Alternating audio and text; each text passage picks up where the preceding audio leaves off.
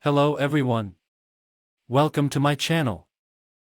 In this video, we provide several important instructions on how to install and align the sample hang-down wire for TA Instruments Thermogravimetric Analyzer 2050 and 2950. The hang-down wire is a critical component of the system, and it is essential to ensure that it is installed and aligned correctly to obtain accurate results. First, installing the hang-down wires. Well, after locating the sample hang-down wire in your TGA accessory kit, inserting the bottom of the hang-down wire into the top of the furnace so that the top of the wire can be placed in the hang-down tube without having to bend it, see Figure 1.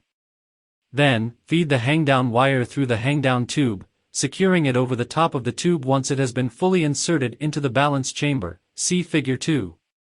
While aligning the sample hang-down wires.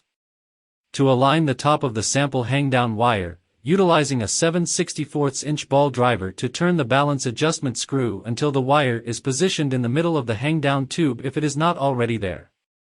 See Figure 3. And to align the bottom of the hang-down wire, verifying that the sample pan is properly aligned within the furnace.